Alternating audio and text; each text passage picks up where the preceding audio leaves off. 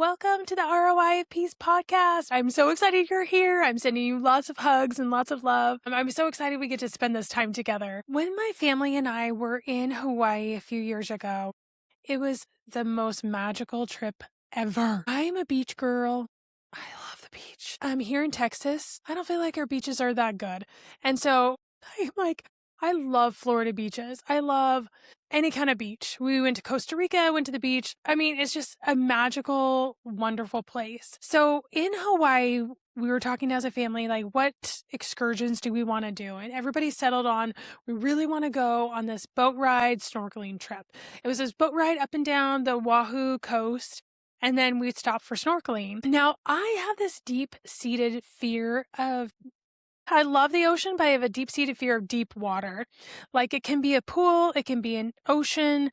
I just need to touch the bottom or see the bottom or have a clear pathway to be able to walk out of the water, you know? So when we were on this boat ride, the captain stopped us where we were going to snorkel, and he said, everybody that wants to snorkel, go to the front of the boat. You're going to get some instructions and you'll be able to go in and snorkel. We'll have people in the water helping out and all these things. And so I was like, if I'm going to snorkel anywhere, this is the place to snorkel.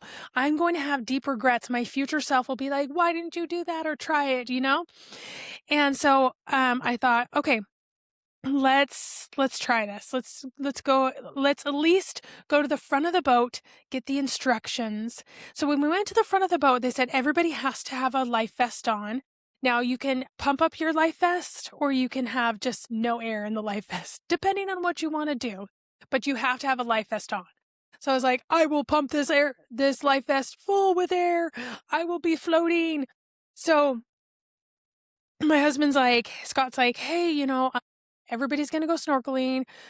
I know I want you to have this experience. Do you want me to stay and help, And I'm like, I think I'm going to stay very close to the boat. So, because I don't want to be so tired that I can't swim back. I know they wouldn't just leave me there, but like, I don't want to be so exhausted that I can't get back to the boat. I let everybody, my family, I let everybody on the boat go.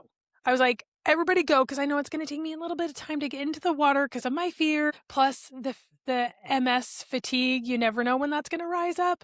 And so I'm like, just everybody go. So I'm about to walk down the little ladder, into the ocean. And I'm like, oh my gosh, I can't, I can see clearly, but I can't, the bottom is really far away. And as I am like hesitating, the captain of the boat says, hey, would you like a floaty, like one of the pool noodles? And I'm like, send me the pool noodle. Yes. So here I have a life vest on. I have a pool noodle.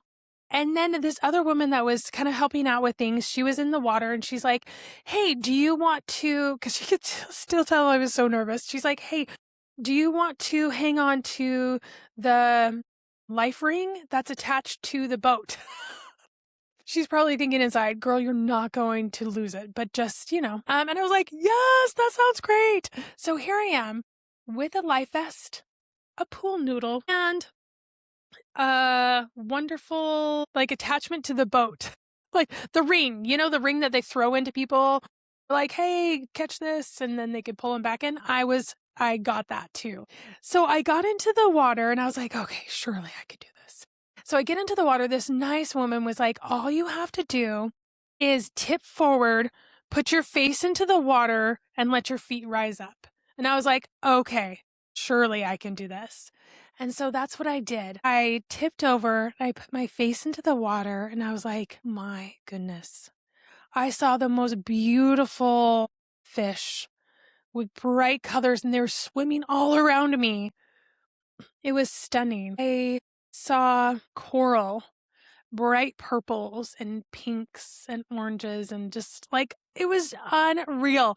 So I had my face down in the water for like a minute or two looking around, and I come back out and I'm like, that was phenomenal. I have never seen the earth like that. A piece of the earth that I've never experienced before, but I only experienced it because I had a pool noodle, a life vest, and I knew I was attached to the boat. I needed these different things to help me to have this great experience. In personal development, we need to have these beautiful experiences that support us, that accommodate who we are. I really, really cannot stand when people are like, hey, whether it's a guru or a coach or someone in the industry is like, hey, do this one thing and you'll be great. That one size fits all methodology does not work. And that's where human design comes in. Human design is it's a personality test similar to the StrengthsFinders or Enneagram, but you will love it 10 times more because it goes into 10 times more depth. It shows you how you're designed to use your energy, how you're meant to make decisions, and the gifts that you were individually born with. It's 35 to 40 parts on everybody's human design chart that shows how do you show up in this world and how do you make the thing that you want happen for you individually. So instead of forcing life, you start working with your gifts, tapping into the support and the accommodations that you need, making better decisions. This is the beauty of human design. Take a breath. You've got this. Okay, if you're looking on your human design chart and you're seeing across from the body graph part, there's this list and it says human design type and inner authority and all these things. You want to look at type, and if yours is a projector, this is for you. Or if you know a projector, this is also for them too. I'm a projector, so I'm excited to share with you the gifts that you were born with. And projectors are incredibly powerful. You have this power of seeing more. Your mantra is, people are powerfully impacted by my wisdom, because you see wisdom. You can read a room without having them open their mouth. You're a natural coach, advisor, and strategist. You're deeply intuitive about people and systems.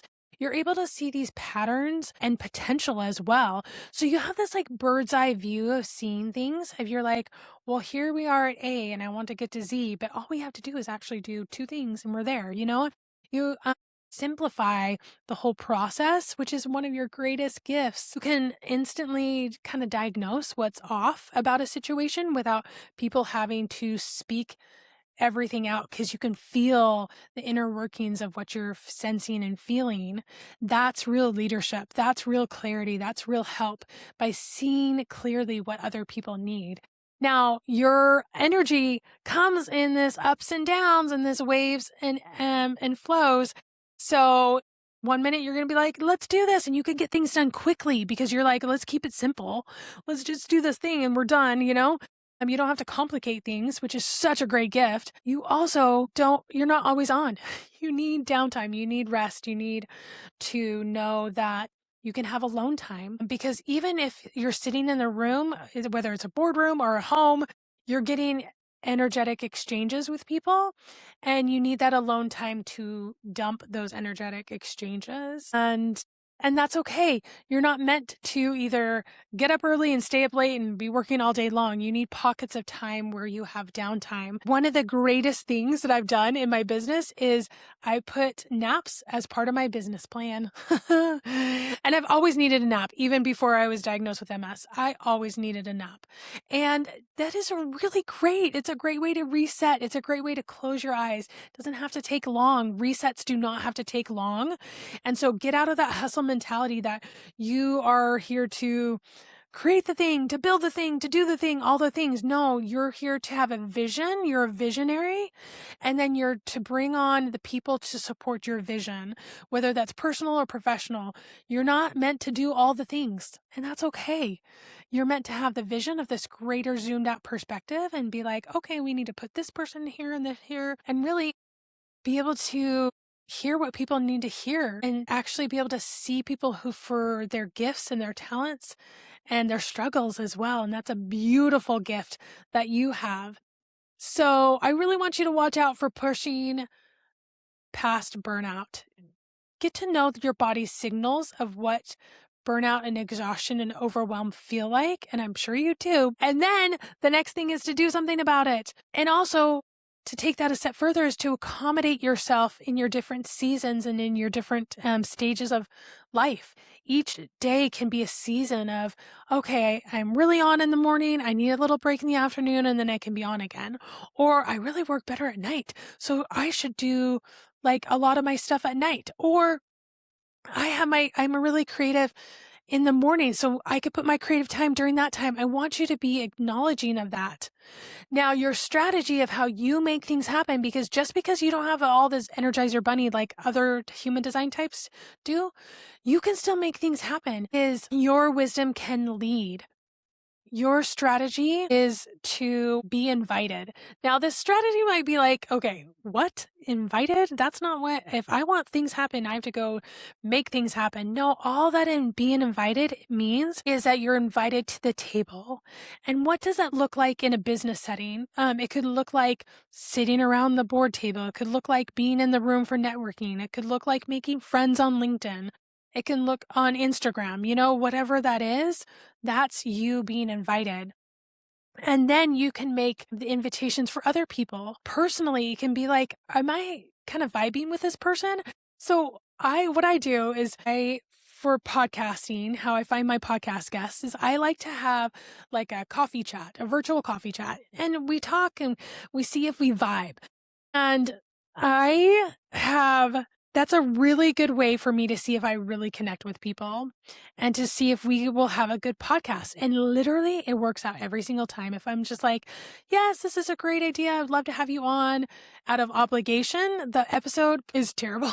And so I need to be a little more brave about that. But if I'm like, this is it, for sure, we're going to have a good episode, I know in our coffee chats if we're going to have an amazing episode. So you're having energetic exchanges with people. So be in tune with what is a yes with that energetic exchange and what is a no, and be brave enough to set those boundaries or don't fall into people pleasing, which is what I tend to do. So one other strategy I want you to really enact that will help you is, what do I need to delegate, diminish, or delete? This will help you to have more peace and flow with your goals personally and professionally. Okay, some reflection questions is, what am I overworking? Where am I overworking instead of leading from wisdom? Okay, overworking. It's going to get you every time. Where do I need more space or support? What am I holding on to that I don't actually need to be doing, right? Projectors have so many beautiful gifts. When I found out I was a projector at first, I was like, okay, great. But I have absolutely loved learning about all the gifts that I was born with. And if you're like, I want to go deeper, you can look in the show notes for ways that we can spend more time together. You can get a reading. You can get access to the ROI of Peace app. You can join the Mastermind community that has app access, and a community of women who are so inspiring, and we just have wonderful sessions together. And of course, there's always private coaching too. So glad you're here, because when you understand your design, you stop trying to fit into someone else's path and start trusting your own. All right, we'll see you in the next episode.